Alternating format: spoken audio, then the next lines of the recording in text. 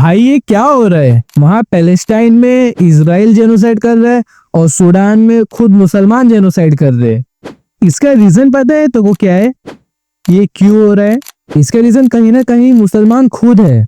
पता है कैसे? देख भाई, आजकल मुसलमान अपने ही दीन से ना खुद दूर जा रहे। मटेरियलिज्म, पैसा, डोपामिन, हराम काम, ये सब की तरफ है ना मुसलमान और जा रहे, अपने खुद के दीन को छोड़ रहे। ना नमाज का पता, ना कुरान का पता, ना दीन का पता। खुद मुसलमान अपने ही दीन से हट रहे। इसका मतलब ये नहीं है कि मुसलमान का दीन खराब है, ये इस्लाम अच्छा नहीं है। इसका मतलब है कि इनके दिल में खोट है।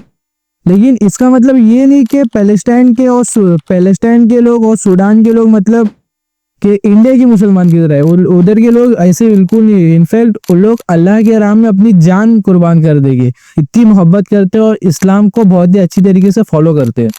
That is a reason Israel खुद जेनोसाइड कर रहे हैं। हमें क्या करना चाहिए वक्त पे? मजहब समझना चाहिए, हमें अपने मजहब की रिसर्च करनी चाहिए, हमें अपने मजहब की पढ़ाई करनी चाहिए, हमें इस्लाम को जानना चाहिए, जिसके वजह से हम मुसलमानों में बहुत से अपडेट, डेवलपमेंट और इवॉल्वमेंट आ सकती है।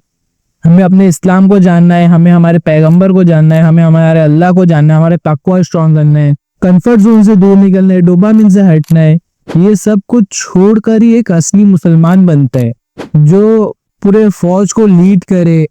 वो मुसलमान नहीं होता जो हराम काम करता है, लोगों को धोखा देता है, डोपामिन के चक्कर में रहता है, हराम पैसा कमाता है, गलत करता है, नाइंसाफी करता है, अपनी पावर का मिसयूज करता है। ये असली मुसलमान नहीं है। असली मुसलमान तो अल्लाह के खौफ से डरता है, क्योंकि उसको उधर हिसाब देना रहेगा।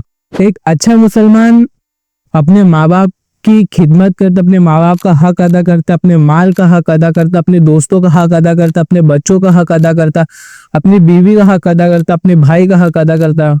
उसको अपने रब का हक अदा करना है, उसको नमाज पढ़ना है, उसको दीन पे चलना है।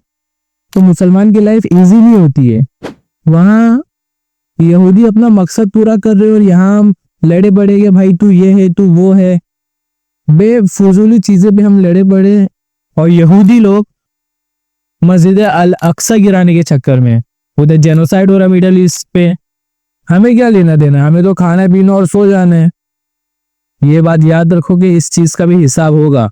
तो फिर हम आते हैं इसके सोल्यूशन पे। तो कि हमें करना क्या चाहिए, हम मुसलमान को क्या करना चाहिए? तो पहला पॉइंट ये है कि हमें अपने इस्लाम को जानना चाहिए, हमें अपने इस्लाम को फॉलो करना चाहिए। हमें जानना चाहिए कि हमारे परवरदिगार आलम, हमारा अल्लाह कैसा है, हमारा तकवा कैसे डेवलप करे, हमारे नबी कैसे थे, उनकी लाइफस्टाइल हमें फॉलो करनी है।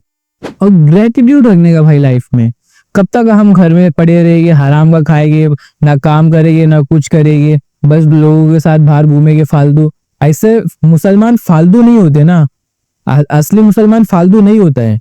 जिम जाओ, अपनी फैमिली को प्रोटेक्ट करने के लिए तो कुछ करो, किसी पे जुल्म हो रहा उसके लिए तो खड़े हो, कुछ ना कुछ करो। जिम जाओ या बॉक्सिंग सीखो, कुछ ना कुछ करो जिससे तुम भले इंसान का भला कर सको और अच्छे मुसलमान की इज्जत बढ़ा सको। बता सको लोगों को क्या असली मुसलमान क्या होता है। कुरान पढ़ो, कुरान को समझो। अगर इस्लाम जानना है तो इसकी शुरुआत कुरान से होगी। कुरान को जानो। कुरान, अगर आप कुरान पढ़ोगे तो आपको हिदायत मिलेगी इंशाअल्लाह। और हमें अपनी आइडेंटिटी खुद मिलेगी कि हमारी आइडेंटिटी है, हमारा पर्पस क्या है, हमारा अल्लाह कौन है, हमारे माँ बाप की खिदमत कैसी करनी है।